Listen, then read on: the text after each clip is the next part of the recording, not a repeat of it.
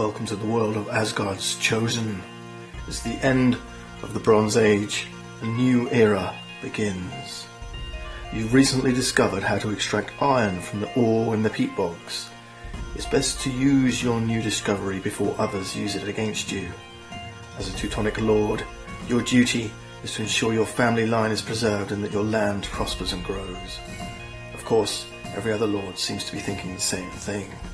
The gods grant favours both to control creatures and to aid your goals.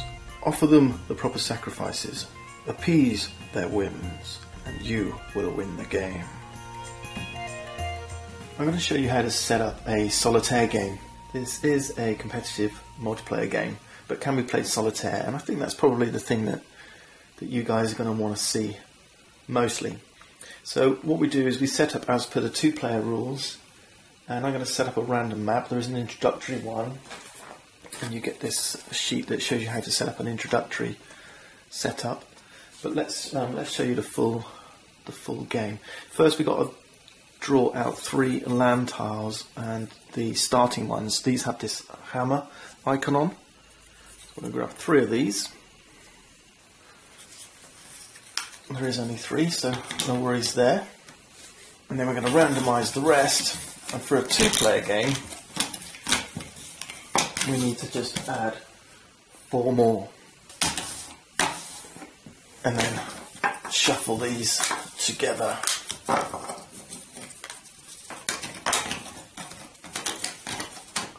form a stack. We also grab 7 town tiles. The faces of these are insignificant. They're just town tiles with no special associated meaning. Then we'll start setting up the area. We place a land tile first, followed by the town. The rules for placement are this new land tile must touch at least 2 territories. These are all territories. There's 4 territories here, so I'll touch at least 2 of them, so that's fine. A town must touch at least 2 territories, so this one's the only valid one here, and we'll keep going until we've placed them all done. Okay, I'm sure there's a good and a bad way of doing this tactically, but I just want to show you how this game plays rather than teach you how to play it well. Incidentally, these are called territories, and they represent the 6 different types of territory in 2 different elements: water and wind. This is mountain, this is bog, scrub, forest, hill, and this one here is lake. These are wind, these are water.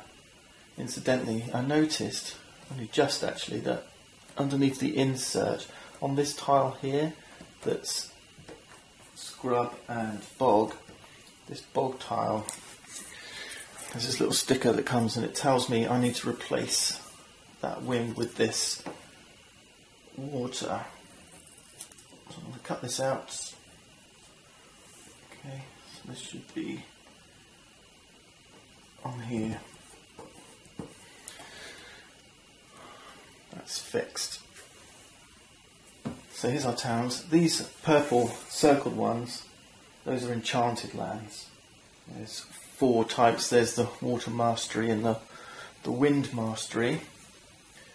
But there's also this one here is a focus, and this one here a fairy ring.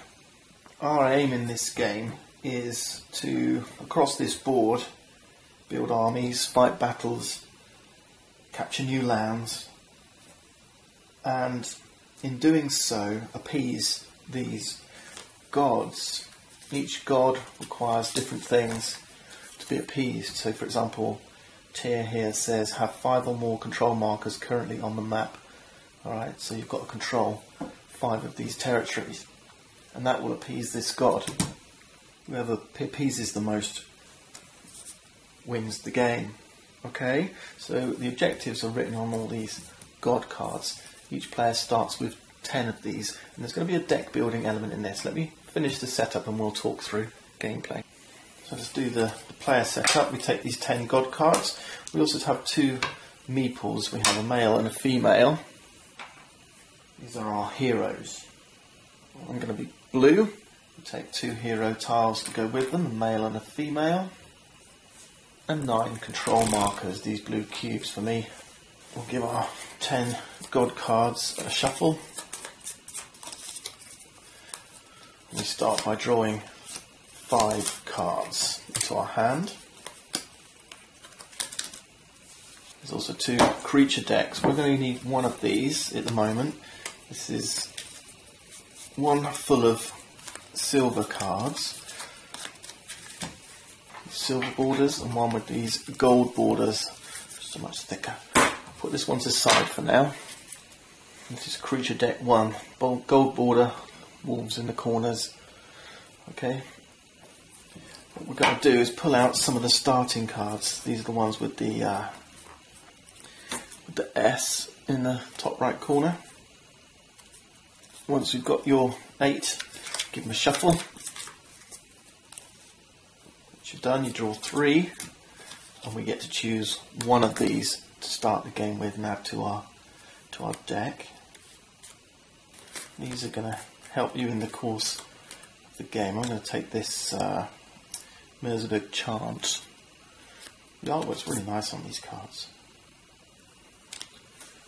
Just place this in our starting hand. So we've got our 5 gods and now an extra item. And then we shuffle the remainder back into deck 1 here, this creature deck. Incidentally, some of these have this eye on the top right. When you're starting out playing the introductory game, you're going to get some additional cards that set up, those with the eyes on. You can add to your starting hand.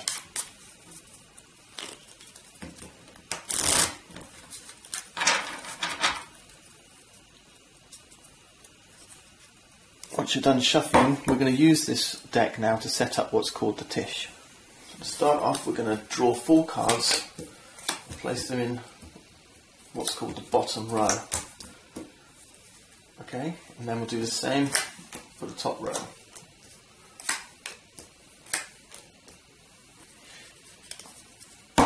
For the solitaire game, I'm going to take one of these male-female spare tokens, and these are going to represent the cards that a kind of a dummy player would take from the Tish, because this is kind of like an offer, a place where we can grab cards and build our deck.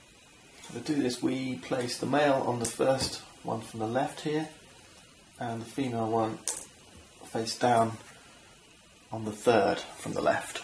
Next, we need to take a couple of neutral colours to kind of seed the board for the solo game. When you're playing multiplayer, this stage isn't going to happen, but we're kind of seeding the board with an enemy, basically, that we can take on playing solitaire. So there's not enough to do this in just one colour, so take, actually I'll take 6 of one colour, 6 of the other. I'm using red and purple here. We'll place one on every territory next to a starting lands tile. So here, here, here and here. There should be 6 in all. And the hammers were the starting land tiles. And then any town adjacent to any of those territories will also get a cube. So that's the board seeded with the enemy. Now we get to place our heroes on the board. You can place them in any empty territory, so that's one of these terrain spaces, an enchanted land, or a town. What's important though when we're placing these initial heroes is that where we place it, the type of terrain, means we can grab one of these cards. Each one of these cards can come from a different type of terrain. So for example, this one here can come from a town. It's a town item. Okay. This one here can come from a forest. It's a forest creature. Alright, this was a really poor starting Tish. All we're looking for is cards with high values and good effects. I'm quite interested in this one, but there aren't any free lakes. So maybe the forest elves, forest alpha.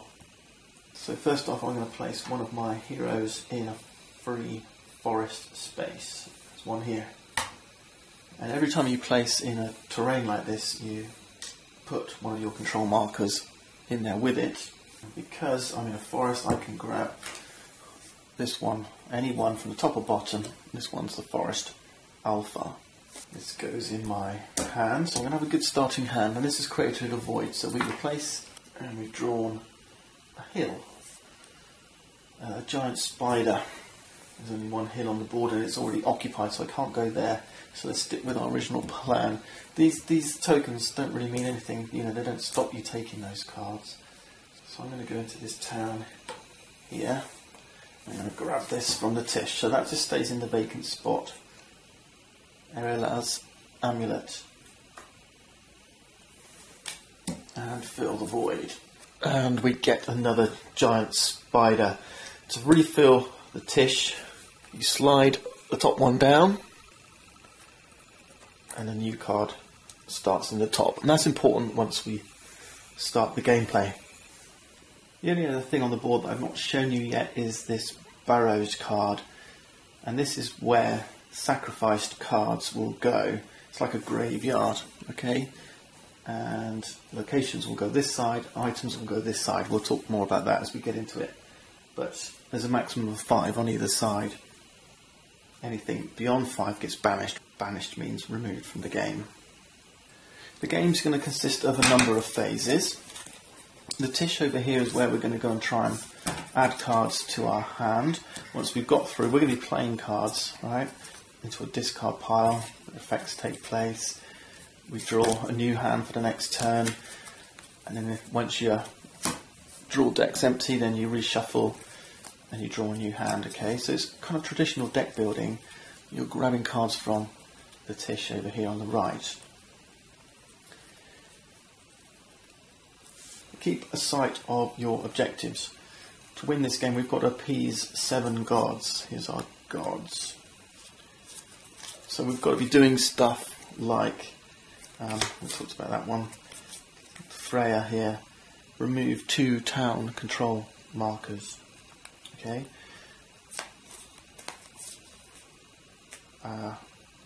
Hemdala, appease.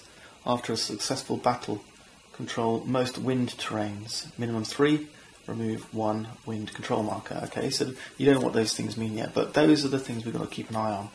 When you're playing god cards, you can either play them for their appease, you can appease the god, or you can play them for their favour. So gods have got, you know, abilities that can help you, and these appeases that help you win points. Alright, there's iconography on here that represents each different phase of the game, and let's learn about that by playing through it. This is the turn order. I'm just going to show you quickly before we move into the next episode when we'll actually sequence through a turn. We start with the god phase, and we can actually play one of these god cards from our hand for its favour. So, for example, Hemdala here says, move 1 hero to any unoccupied enchanted land. Okay, so you can move one of your heroes to any unoccupied enchanted land. Okay, then we move into the charm phase. If you've got any items with a chalice on it, I don't know if I have actually. No. This chalice icon, then you can be playing those. Then we move into the campaign phase, and this is where you move your heroes. Then the muster phase, and that's when we start playing cards to grab cards from the Tish. And then we've got the renewal phase, and that's basically when we're discarding, redrawing up to our hand size. Most of the action is going to be during the move phase, because when you move, you're moving into occupied or unoccupied territories, and if you move into an occupied territory, you're going to be doing battle against our enemy here. Even moving into an unoccupied one, there's kind of residents, kind of indigenous peoples who you'll have to fight, who aren't the enemy, but are just going to put up some resistance to you coming in and trying to take ownership of that new territory. Alright, so our objective is to move our heroes around the board, grabbing territories, doing battle as we move into occupied territories, and hopefully thereby appeasing these gods, scoring our 7 victories. So I'll leave it there for now. That gives you a very broad overview of what we're going to try and achieve, and join me next time for a round of gameplay.